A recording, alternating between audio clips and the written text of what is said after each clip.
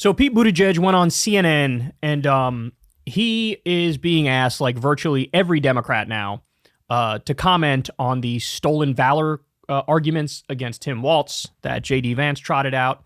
And look, all I have to say to the Republicans is this. If you think the political environment is still like 2004, you got another thing coming. See, the swift voting effort worked against John Kerry. They turned, his military service, which was an advantage, they turned it into a disadvantage. It ain't going to work these days. 2004 was a long, long time ago. And they fell flat right up front. But on top of the claims that they make not being true against Tim Walz, you also have Trump got out of Vietnam claiming he had bone spurs. He said his own personal Vietnam was avoiding STDs at elite orgies. Like, the fact they thought it was going to work was hilarious. But now what we're seeing is a truly united front among Democrats to fight back.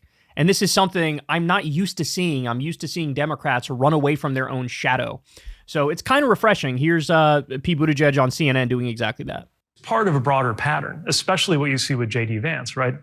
You know, earlier he was getting a lot of attention for the way he talks about family, not so much lifting up the idea of family and talking about how proud he is to be a father, but rather saying that if you're not a parent, there's something wrong with you, the whole childless cat ladies thing. And there's something kind of similar here, right? He didn't just say that he's proud of the time that he served in the Marines and leave it at that.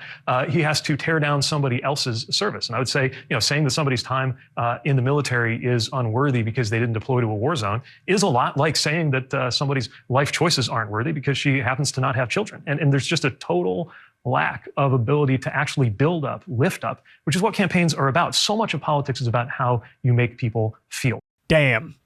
That's sort of a devastating point.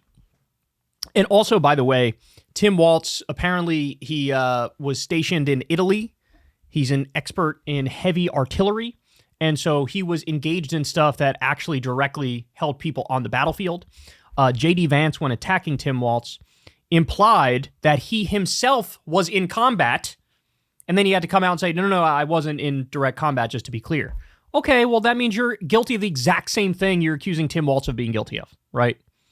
The other thing is, they say he ran from the Iraq War. No, he put in his retirement papers 2 months before his unit was called up. And also, he had a principled objection to the Iraq War. He knew it was stupid. He knew it was based on lies. In other words, he was correct before most people were. We should be giving him credit for that, not shitting on him for that. So much of leadership is about what you bring out of people. And by that standard, Harris Walz has been a home run, and we're seeing the exact opposite from Trump fans. Well, and one part of where they've been bolstered is him suggesting that he carried weapons in war, which they have clarified. I believe a spokesperson said tonight that he misspoke on that, and that he was previously identified and had identified himself as a retired command sergeant major. He served as that, was elevated to that, but he reverted back to the rank of master sergeant when he left because he didn't complete the appropriate coursework. By the way, how's the right describing that? They're saying Tim Walz got demoted.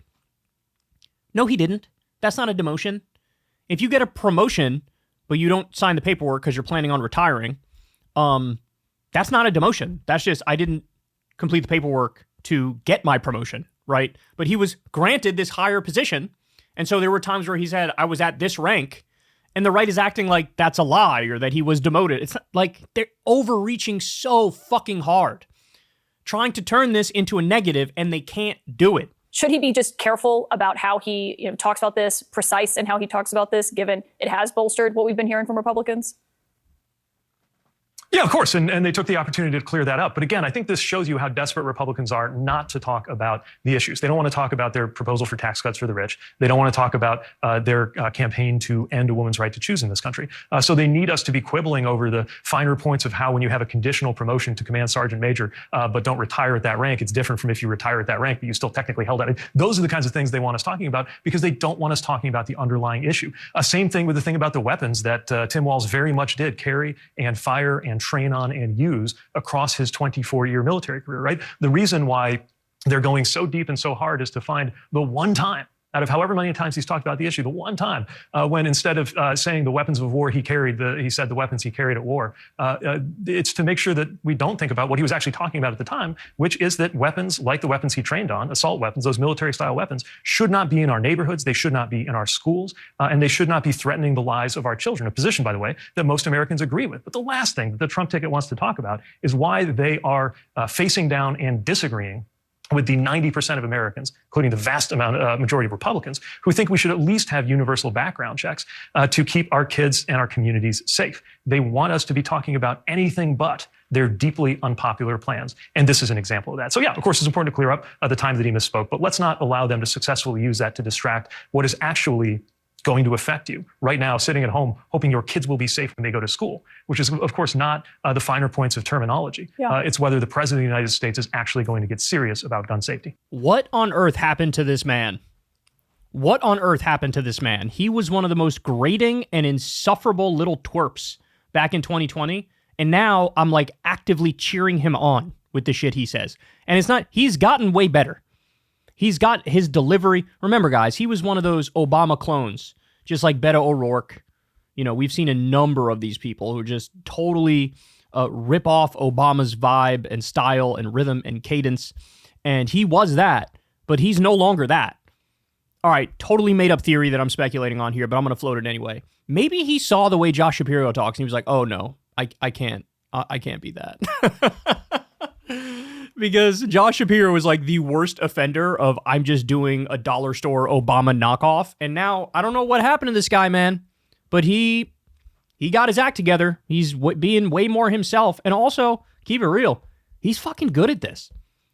He's an asset. It's almost like we're living in an alternate timeline where we're getting to witness if Bernie Sanders had won the nomination and all the other Democrats were forced to go out there and like defend Bernie Sanders, right? If you know, we get to the general and Bernie's the guy and they have to present a united front and like you're making arguments to defend Bernie. That's sort of what this reminds me of, in that Tim Walz is a very Bernie-like character in terms of the policies he got passed. And here's Pete Buttigieg, a representative of the corporate centrists, of the neoliberals in the Democratic Party, and he's got to go out there and make a full-throated defense of Tim Walz and doing a fucking phenomenal job at it. It warms my soul, man. It really does. I love seeing this. So, yeah. Good for him. He's so much less annoying than he was. Dare I say he's actually fucking good at these sort of cable news hits.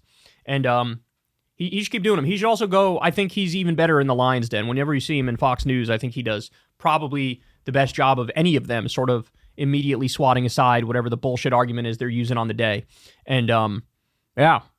Well done, sir. Well done. Hey, y'all, do me a favor and like and subscribe. It helps out big time in the algorithm. Click the bell as well for notifications when videos drop. And watch that video on screen right now.